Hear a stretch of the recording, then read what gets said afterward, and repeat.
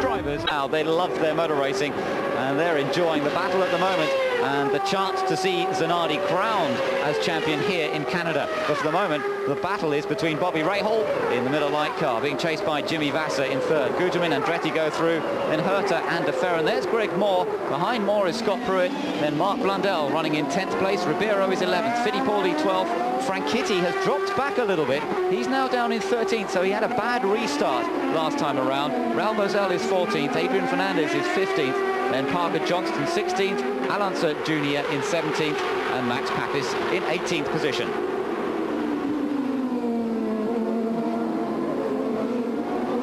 Bobby Rahal holds on to second place from Jimmy Vasser just about at the moment, but the gap has narrowed. Alex Zanardi has moved to 2.5 seconds advantage out in front, but it's the second of the Target Ganassi cars we're concentrating on now. The reigning champion, Jimmy Vasser, who's yet to win a race this year, but he is pushing Bobby Rahal very hard. Great onboard shots. This is through some of the fastest part of the course.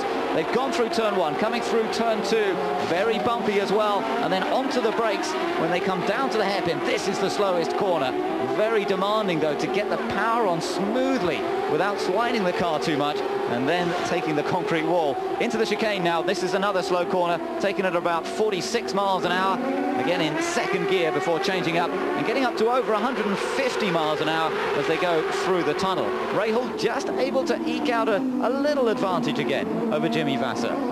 Once again there, a contrast of they're both running Reynard chassis, but the Ford Cosworth engine and Goodyear tires for Bobby Rahal, the Miller Lite car. Right behind him there is Jimmy Vasser and the Target car with Honda horsepower and Firestone tires. Keep an eye out for Greg Moore. The fans are going to love this. They're seeing the blue and white car closing up to the back of the Valvoline car of Gilles de Ferran. And Greg Moore, who comes from Maple Ridge, British Columbia, he's got a fantastic amount of support here, but he's never quite had the luck on his home track. It didn't come together for him last year, which was the first season that he was in the kart series, and he went out early on as a retirement. But this year, he's just playing it carefully at the moment. Remember, he won the Detroit street race from 7th place on the grid. This time he started 9th. He's running in 8th place at the moment, but do not count the Canadian out of this one yet. He's an aggressive racer when he needs to be, but he's also got a good team in Forsyth, and they'll be able to put in some good pit stops when that matters. He's developed so quickly as a racing driver. He showed his talents when he dominated the Indy Lights Championship a couple of years ago. He was very, very strong last year, even if in his rookie season he was overshadowed by Alex Zanardi. He's a very mature young man, 22 years old. He acts a lot more than that, and he just is driving quite beautifully. He did make a mistake a couple of weeks ago in Elkhart Lake. I don't think we'll see him make another one this afternoon. Just behind him, you can see the yellow and orange car of Scott Pruitt. Behind him, Mark Blundell in the Motorola car. So Blundell's still in the hunt. He's in 10th position. Behind him is Andre Ribeiro in 11th place. Then Christian Fittipaldi and Dario Franchitti in 13th position. Bozell, Fernandez, Johnston and Alonso Jr. are then chasing that group. As up front, it's still Alex Zanardi who's controlling the pace of the race. 3.7 seconds now is Alex Zanardi's advantage over Bobby Rahal as we concentrate on this battle for 6th place. Brian Herta, Gilles de Ferran, there he goes, and then Greg Moore next up in 8th place. And now look at this Bobby Rahal getting past Hiro Matsushita and safely getting past, but that has given Jimmy Vasser a little bit of an opportunity as they come across the start-finish line. Jimmy Vasser as close as we've seen him, but then through the flat-out kink, very difficult for Vasser to do anything about Rahal.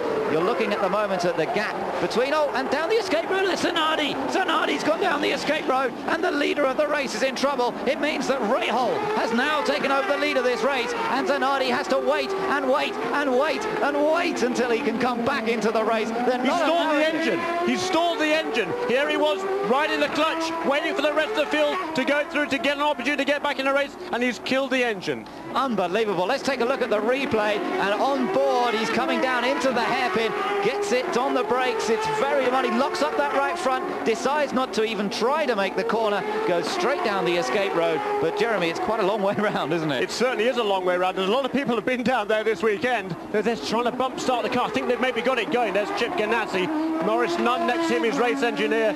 Heartbreak for those guys, but Zanardi is underway. There he goes, just ahead of Michel Jourdain Jr. at the back of the field.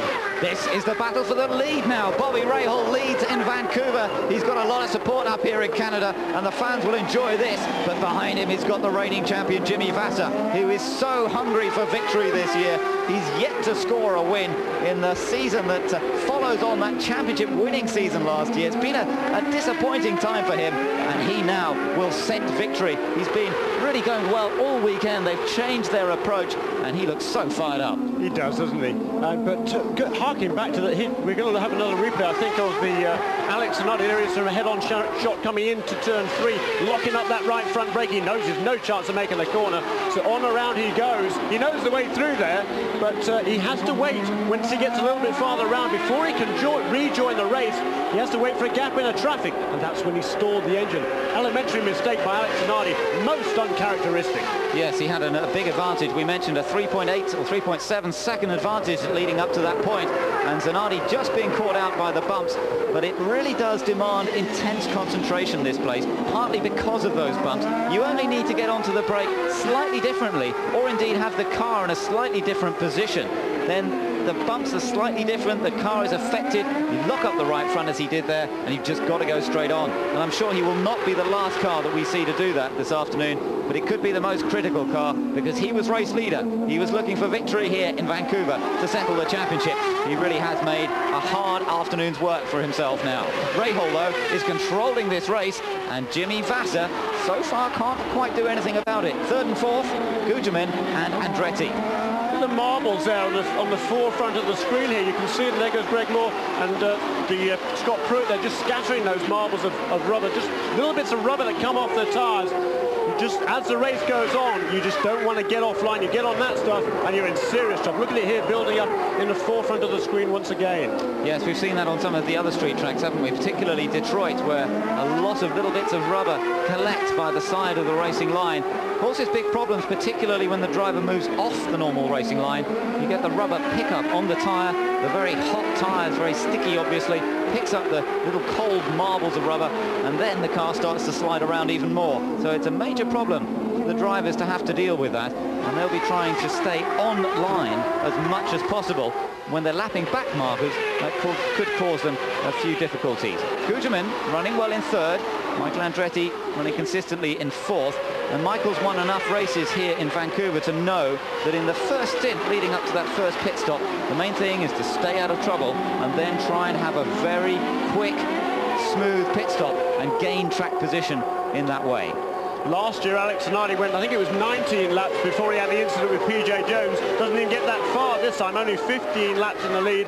This time, no question about it, Alex Zanardi's mistake. And it's interesting, talking to Michael Andretti last year, he remains convinced that it was Zanardi's mistake more so than PJ Jones's that put Zanardi out of that race. As far as Michael Andretti was concerned, Alex Zanardi was well in control. He pulled away, and fine, PJ Jones was holding him up, and he was costing him time to Michael Andretti, but he had a much faster car. He could have afforded to wait even another couple of laps before making that move. An interesting perspective there for Michael Andretti. Let's just tell you, Alex Zanardi is running in 23rd place, so he's got back in. He's lying between PJ Jones and Michel Jourdain at the moment at the back of the field, and as we've seen, it's very difficult to overtake. We may see some risky moves coming up from Zanardi throughout the course of this race as he tries to recover the lost ground. And don't forget, he's done it once before this year in Cleveland when he dropped right to the back of the field and he still came through to win the race. But Cleveland, a very different kind of circuit, the one we have here in Vancouver. Very wide open spaces, lots of overtaking possible. Here it's going to be a